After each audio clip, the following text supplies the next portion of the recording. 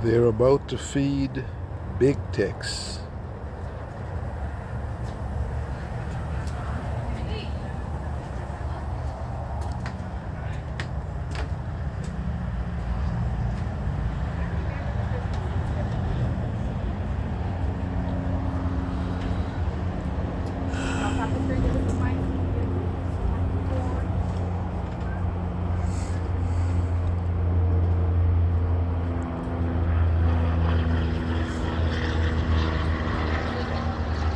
What is he doing? He's gonna feed him and kind of play with him.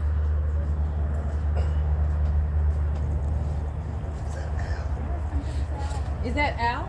This is Big Tex. Big Tex. Yep.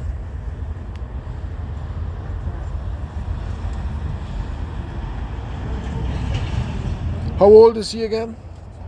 We don't know exactly. We believe he's around 60-ish years old.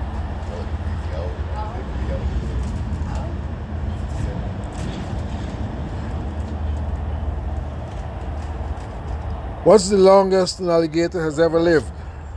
Over 100. I think it was 106, I want to say. Over in Florida.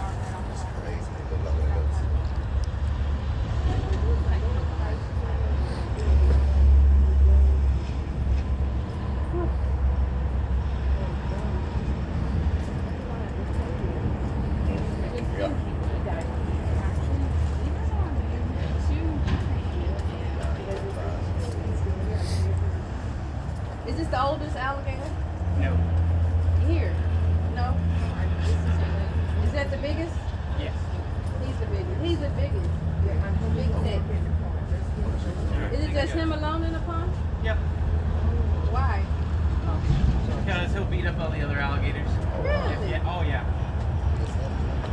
Or, we put some females in here before, and if he did like them, they were difficult to deal with during shows. Like, they would try to come up and get the food when that's Texas time to get the food. So, we just couldn't leave them in because we didn't do the show and whatnot. Or Tex just didn't like them, so. But yeah, this is Big Tex. He is our largest alligator here at the park. He's 14 feet long, weighs over 1,100 pounds.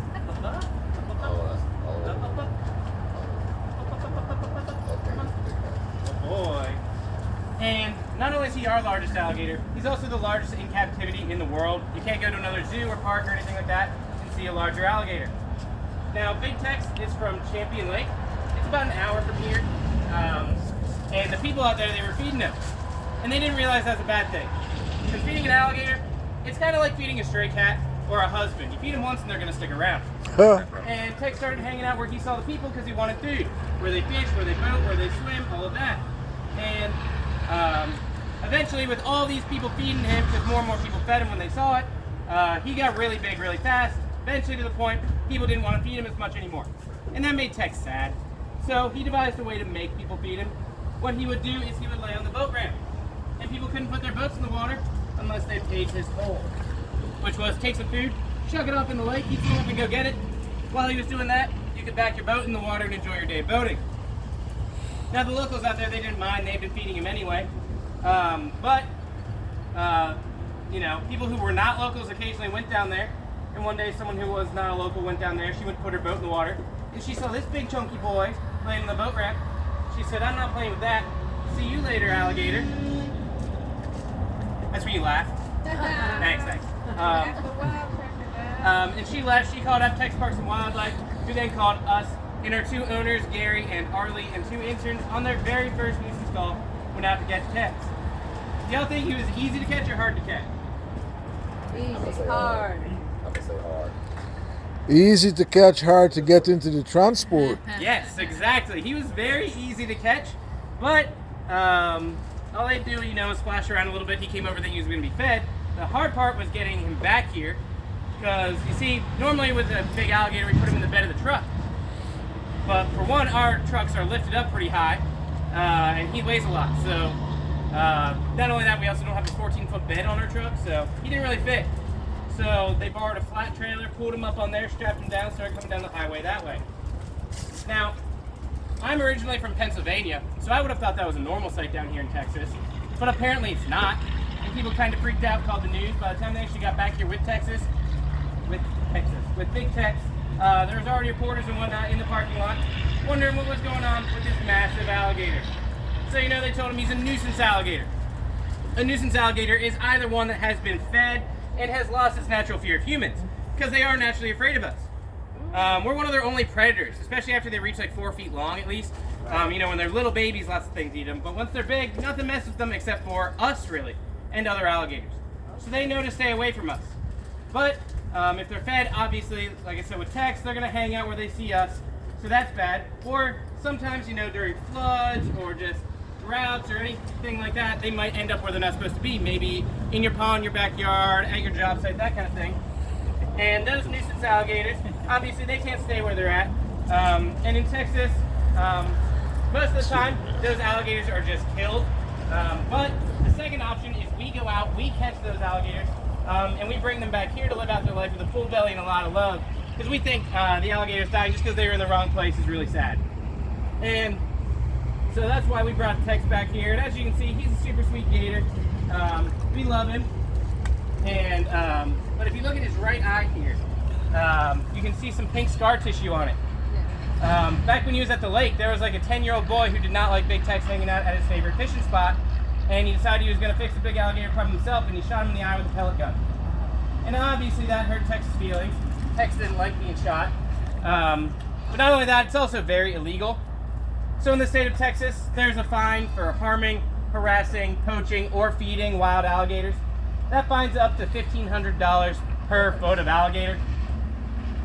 So for a 14-foot long alligator, $1,500 per foot, that's $21,000 that little boy or all the people feeding him could have been fined if they'd been caught by Texas Parks and Wildlife. That's in place so we leave alligators alone. If we leave them alone, they'll leave us alone, everyone's happy. Now, people still always ask us, well, what do you do if an alligator chases you? Well, like I said, alligators are afraid of us. They don't really chase after us, they run away. But if you get too close to like the nest or the babies, Mama's not going to want you there, she's going to try to get you away. A lot of people have heard you run in a zigzag. But if I'm standing right here in front of him, right, if you look at his eyes, they're facing more outwards. So stuff that's directly in front of him, like he can't see my hand right here. So if you notice when I was like pointing up for him, I'm way out to the side so he can see it, because his eyes are on the side. So when you hear zigzag, that's a terrible idea, because that's just in and out of the best part of their vision. The best thing to do is run in a straight line as fast as you can, and if you have somebody else with you, you trip them and you keep running. I'm kidding, don't do that. But running a straight line, but like I said, that's not something that really happens. Alligators want nothing to do with us. As long as we give them their space, they'll give us ours. It's very rare that alligators ever attack people or anything like that, and it's usually an accident or one that has been fed. So please, please, please do not feed alligators. We don't want them messing with us, and it makes everyone happier. Yeah, y'all got any questions about Big Tex? Question. Yeah. Should someone fall into the pond, In here? yes, if accidentally somebody fall. So if someone fell in over here, Tex would probably be curious about it because they can feel vibrations. So like I said, his eye over here is blind, but if I splash around over here, he can still know that I'm moving around over here. And a lot of times he'll turn. He's probably just being lazy right now. But a lot of times they'll turn when they feel things splash because they have these receptors on their jaw that can detect vibrations. So if something went in the water here, he'd probably be curious about it, not really sure what it is. But he's not just going to go over and like attack it or anything like that. So How much does he weigh? over 1,100 pounds. Yeah, he's a big boy. How much does he eat? So it depends a little bit on him. Now, right now when he wants to eat during our shows, we do the 3 shows a day. He gets maybe about a pound of meat per show, which doesn't sound like lots of people, but alligators don't naturally eat all the time like we do. Normally they're going to eat one meal and then go oftentimes 2-3 days, maybe a week, maybe more without eating, because they're ambush predators. They have to wait for their prey. So 3 pounds a day, every day, that's a lot of food for him. And as you can see, he's not, he more needs to go on a diet than anything else. But yeah, an alligator like this, if it got something big like a hog or a deer, it would eat that and then probably not even think about eating again for at least 2 weeks, if not a month. But then during the winter, they really don't eat at all. It's too cold for them to eat during the winter. How deep is the pond at this point? At this spot right here, Uh-huh. so back where his tail is, it's just above knee deep. Right here, it's only maybe about there. So he's Yeah. not floating, he's standing Yeah, he's on the standing right surface. Okay. Yep. Yeah, when he was standing up when I fed him, that was him pushing up. Okay. Andrew, do you have any more chicken? Yeah. Can you feed them again? Yep. We have some new people on. Sorry, what's your question? So, lyrically speaking, if it's cold, the water's frozen. Do you have to hit up another water? Does it breathe? Why does that work? So what they'll do, like if this pond was freezing, he would realize that, and he'd stick his nose out of the water, and it would freeze around his nose. His body would actually stay under the ice, where it's actually warmer than the air temperature, because if it's cold enough to freeze the water, the air temperature is very, very low.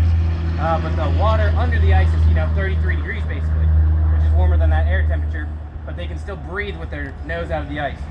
And they'll drop their heart rate as low as 3 beats a minute when they do that. So basically putting themselves in the low power mode, like when your phone's running out of battery. Right.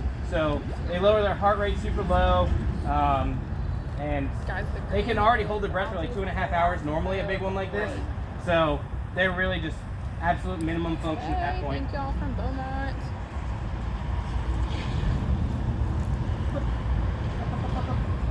I missed.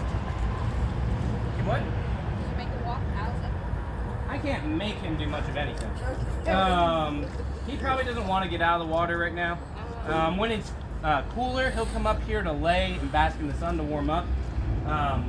But he probably won't want to come out right now. Up, up. Up, up. There you go. Don't worry.